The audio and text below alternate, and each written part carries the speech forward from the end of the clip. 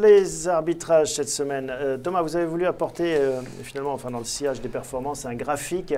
Je vous rappelle que cette interaction, les missions interactives, voilà. Un fond transparent et on fait exercice de transparence et de pédagogie comme chaque semaine avec ce graphique. Alors dans la rubrique pédagogie, vous avez effectivement à l'écran les journées du 27 et 28 avril avec une baisse de 4,36% du CAC 40. Et dans le même temps, je voulais vous montrer la réaction de notre fonds et surtout la concentration. Le problème de l'indice français, d'ailleurs, c'est sa concentration. Vous voyez par exemple que la performance de Sanofi, c'est ce que vous voyez dans la colonne de gauche, dans le CAC 40, c'est moins 5,93 cette semaine. Et ça contribue à 0,65% d'une baisse de 4,36. Et si on devait faire un calcul un petit peu plus précis, et vous voyez que la ligne, je suis désolé parce que j'ai mal imprimé ce document et j'en ai pas restitué toutes les informations, vous avez un cumul dans la colonne du milieu qui est à moins 3,52. Moins 3,52 sur moins 4,36, on a 80% de la performance dans 40% du CAC 40. C'est assez représentatif, alors que chez nous, on a 70% de la performance. On a, 40% de la performance dans 70% du portefeuille. Donc, ce que vous nous dites, c'est qu'on a un risque qui est plus réparti? Exactement, oui. Beaucoup mieux réparti. C'est ce qu'on voulait dans le mode 3, ce fameux mode 3 pour lequel tout le monde s'agace, c'est simplement une météo. Donc, pas tout le monde, votre voisin. Ça lui arrive. Il est un peu tendu de temps en temps sur la météo, mais en ce moment, je comprends que ce soit de mise, vu le temps pourri. Mais toujours est-il que, voilà. Ça paye quelque part, c'était cette architecture. Hubert, un commentaire? C'est effectivement la répartition et les choix sectoriels. Les choix sectoriels, encore une fois, même les secteurs qui ont le plus souffert, on s'en tire plutôt bien. Bon, un exemple, Infineon perd 1% quand ST Microelectronics, dans le même métier, perd 17%. Donc voilà. C'est vraiment, on voit quand même qu'on est arrivé à un moment où le métier de gérant est un métier qui reprend ses droits, alors qu'on a eu 2 ou 3 mois très indiciels. Et le métier d'analyste aussi, Hubert. Bon, allez, on s'enverra des fleurs un autre jour. On va passer à l'actualité. Micro, on a dit qu'elle était riche. Je vais vous citer quelques, par exemple, titres de l'actualité. Vallourec, qui perd 15% aujourd'hui, moins de 2000 personnes dans les effectifs. Vallourec, c'est plus compliqué que prévu? Très compliqué, Vallourec. Vallourec, c'est un équipementier de pétrole et d'énergie nucléaire, mais c'est surtout un grand pari brésilien. Et le grand pari brésilien, c'est beaucoup de risques au jour d'aujourd'hui. Dans un secteur comme celui des équipementiers, des services pétroliers, l'effort s'en tire. On voit bien Halliburton, Schlumberger, en France peut-être Technip, mais dès qu'il y a un pan, c'est très difficile de tenir les prix. Très très difficile de tenir les prix. Si vous ne pouvez pas tenir les prix, vous êtes mal. Oui, très dur. C'est vraiment très dur au moment où on parle. Bon. Mediaset Eurocorp, il y a eu des rumeurs concernant Vivendi, concernant ces dossiers. Alors on a déjà parlé de la stratégie de Vivendi, on sait qu'ils ont beaucoup de cash. Vous y croyez, vous, Mediaset Eurocorp? Alors, Biscay, c'était probablement quelque chose de lancé par des banquiers d'affaires, par quelqu'un, plan par eux. Ce qui est vrai, c'est qu'on sait que dans le capitalisme italien, Vincent Bolloré est assez chez lui.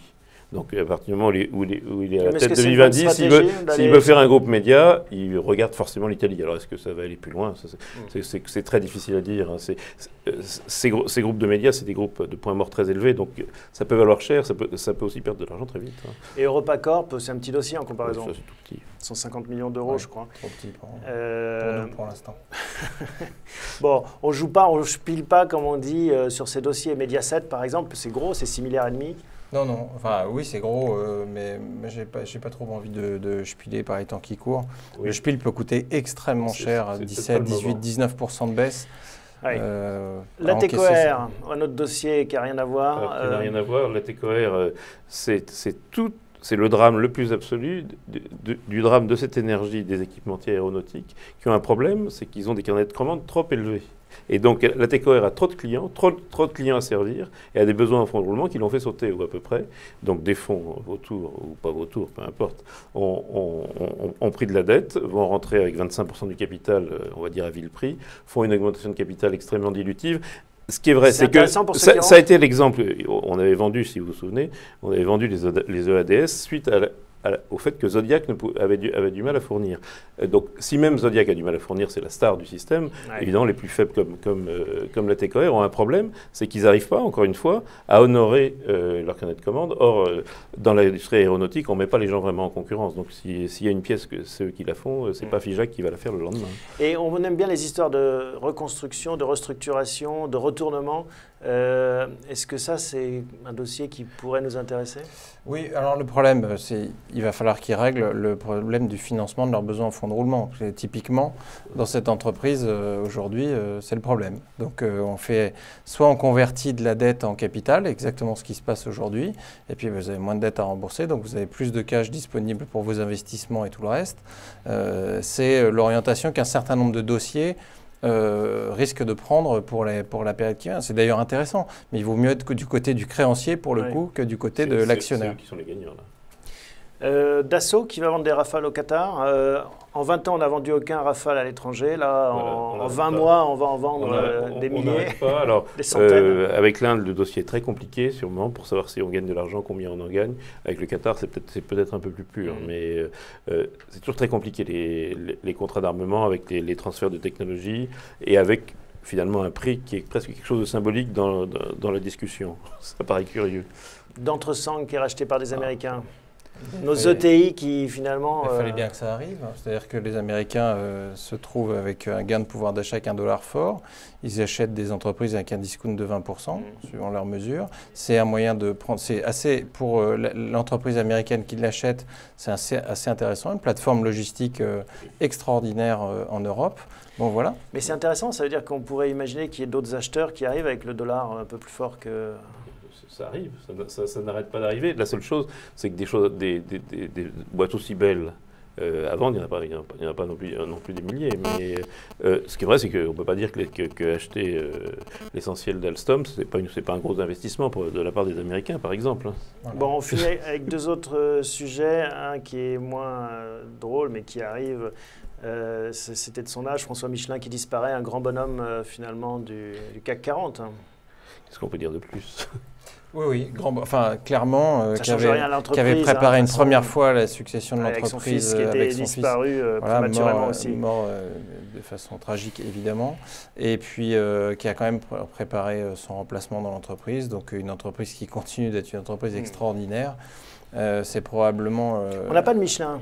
À cela qu'on reconnaît grands hommes. Alors non, on n'en a pas parce qu'on avait dit sur Michelin qu'il y aurait une pression sur les prix et a priori on ne s'est pas trompé dans les chiffres qu'on a pu voir là récemment. Le petit rebond qu'on a eu, je le rappelle, était un rebond technique pour un rachat d'actions. Assez peu d'intérêt pour nous dans le cas qui nous occupe. Bon, et dernier sujet, il y a l'Assemblée Générale de Renault qui se tient en ce moment même, avec ce bras de fer avec Emmanuel Macron et Carlos Ghosn. Ça paraît irresponsable. Quand on est l'État français, on est associé avec Nissan via un patron qui a redressé tout cet ensemble. C'est irresponsable d'arriver à mettre son différend sur la place publique et à comme un fonds d'affaires. Oui, ou comme un fonds vautour d'aller ramasser pour trouver des voix dans une assemblée générale. C'est un peu invraisemblable et c'est prendre des risques vis-à-vis des actionnaires de Nissan, les autres, et vis-à-vis du patron de Renault. Et le patron de Renault, on en a besoin, je crois vraiment. Alors, voilà donc pour l'actualité. Côté valeur cette semaine, est-ce qu'il y a des arbitrages qui vous tenteraient, Hubert ? Alors non, moi d'une manière générale, quand ça secoue comme ça, il faut y aller, il faut penser. Hein. Alors on a pas mal de liquidités, Thomas. Parce que la tentation, c'est de se dire, voilà, pardon, je vous coupe, mais en effet, on a perdu 5%, j'ai des liquidités. Voilà, ou bien je vais vendre celle-là, racheter les autres. Alors, il ne faut pas trop s'énerver, il faut toujours être relativement patient. On avait pris pas mal de bénéfices sur des titres. Alors on va voir le tableau de l'historique. Voilà, le tableau des arbitrages que vous avez. Donc dans ce tableau des arbitrages, si on prend les récents, vous voyez que la colonne allégée est quand même largement nourrie depuis le 17 avril 2015, où on a allégé du Bouygues, du Capgemini, de l'Eurotunnel, du KPN, de l'AXA, du Thales. Ça permet de mettre un peu de cash de côté. À nouveau du Capgemini, du Renault, du Nexity et de l'Imeris et de l'Infineon. Ça, c'était pour hier, puisqu'on a pris des décisions hier d'alléger, plutôt d'ailleurs en début de journée, on a eu de la chance. Et puis, on en a profité quand même dans cette période pour renforcer BNP et Legrand, comme vous le voyez. Et puis notre petite ligne de Rheinmetall qu'on a mis en place, d'ailleurs pas le 30, pas aujourd'hui. Comment elle s'est comportée? Hier, elle a perdu 3%. Bon. Donc on l'a acheté dans le mouvement d'hier, très bien. Et quant à Peugeot, on l'a renforcé conformément à ce que nous avions dit. Et pas de regret sur cet achat. Oui, avec des résultats qui étaient bons, mais assez fraîchement accueillis. Sans surprise, c'est ça. Sans surprise, la nouvelle est bonne, la tendance est bonne, aussi bien en Europe que le partenariat chinois. Sans surprise, mais c'est quasiment le titre qui a le plus monté depuis le début de l'année, donc il ne faut pas... Et puis il faut se conforter. Quand un titre a des bons résultats, on le garde conformément à ce qu'on avait dit. Donc ce que vous dites, c'est qu'il faut garder son calme, mais en même temps, il y a eu beaucoup de petits mouvements cette semaine. Oui, dans le portefeuille, vous voulez dire oui, mais parce qu'il faut, dans un mouvement de correction qui est probablement de 7 à 8% potentiel, alléger les poids sur lesquels on a beaucoup gagné, les titres sur lesquels on a beaucoup gagné, parce que c'est eux qui vont mécaniquement le plus corriger. On l'avait vu dans le palmarès qu'on a présenté tout à l'heure, vous avez des baisses significatives, donc quand vous avez un marché qui baisse de 3 et que le titre baisse de 9 à 12%, on est content d'avoir pris des bénéfices pour revenir. Donc nous, on continue sur cette ligne-là. On a eu les résultats de Nexity cette semaine qui étaient au-dessus des attentes. Le titre s'est bien comporté. Là aussi, on a vendu la nouvelle, pour être clair. On n'a pas vendu la totalité des titres, mais on a vendu la nouvelle et on l'a vendu pour moitié de la position, ce qui est assez substantiel. Il faut savoir prendre des profits, je l'ai dit. Altran a bénéficié de la nomination de Dominique Cerutti, ça on l'avait vu. Le chiffre d'affaires du premier trimestre est en ligne avec ce qui a été attendu. L'Europe du Nord inquiète un peu, mais l'Europe du Nord va encore inquiéter, je pense, pendant un ou deux trimestres. Voilà, et dans l'autre domaine, Accor, avec leur achat de Fast Booking, confirme qu'ils ont décidé de mettre du digital dans les services hôteliers, ce qui est plutôt une bonne nouvelle, vu et puis notamment l'accord avec Booking pour tous les hôteliers. Tout ça, mis bout à bout, c'est plutôt des bonnes nouvelles pour le secteur. Orange a publié des résultats un peu mitigés. Bah, Orange a été un très gros contributeur en fait, au début de la création d'Interaction, c'est-à-dire dans les 2 derniers mois de l'année. Et effectivement, ça correspond exactement à la stratégie que Thomas vient de décrire, puisqu'on est revenu à 1,17 alors qu'on a été au-delà de 4 à un moment. Exactement. Alors, donc, c'est logique. C'est pas, évidemment, ça aurait été mieux de tout vendre puisque ça a baissé, mais la gestion est pertinente. Et alors, pour répondre à votre question, oui, quand ça secoue comme ça, il faut faire très attention. C'est-à-dire qu'on a donc 8% de cash. 8% de cash ce matin. Et il faut s'en féliciter d'abord pour les porteurs et pour la performance. Et souvent, si on va trop vite, on fait des bêtises, on achète la mauvaise et on vend celle qui va remonter. Donc, personnellement, et Dieu sait que je suis souvent un peu pushing pour essayer de faire des choses nouvelles, je pense que prendre son temps, éventuellement en trouver une ou deux, regarder Deleuze oui, alors il y avait la question de Deleuze, ça c'est sur le repli, oui, on peut regarder, mais il n'y a peut-être pas le choix. On n'a pas cette semaine, on attend que ça stabilise. Ça se tasse notamment parce que le dollar est en train de bouger un petit peu quand même, donc il ne faut pas s'énerver sur Deleuze, qui a une grosse sensibilité au dollar. Il y avait un autre sujet, c'était les parapétrolières, Technip. Alors oui, parce que autant il y a des drames chez Vallourec et chez d'autres, autant Technip est quand même largement sanctionnée au moment où nous parlons. Elle est présente dans le forage, mais pas simplement dans le pétrolier, dans le gaz, donc elle est concernée par tout ça. Donc c'est une parapétrolière, mais qui n'est pas comme les autres, pas exactement. Oui, elle est vraiment très bien gérée, belle visibilité, belle trésorerie. Moi, je serais partisan, alors peut-être pas cette semaine encore une fois, mais on va regarder ce titre parce qu'on a un objectif de 100 € sur ce titre, là où il est en code 60. Vous allez me dire, c'est intéressant. Oui, c'est intéressant, de temps en temps, ça peut durer longtemps, mais on pense qu'il n'est pas exclu qu'il y ait un petit catalyseur et que ce catalyseur soit un des graphiques que je vous ai montré au début de l'émission relatif au rebond du prix du baril, qui sera probablement un rebond technique encore de 5 à 8%. On est absent de ce secteur, à juste titre. Donc, y revenir par la star française, Schlumberger ou Halliburton sont aussi des stars aux États-Unis. Y revenir par la star française est une manière de faire une spéculation qui reste raisonnée. Bon, voilà, donc pas de choses particulières cette semaine. On met sur le radar Deleuze et Technip. Deleuze éventuellement pour se renforcer et profiter. Pour racheter ce qu'on a vendu plus cher, en plus. Et Technip pour peut-être faire un pari contrariant, mais peut-être pas cette semaine, en effet.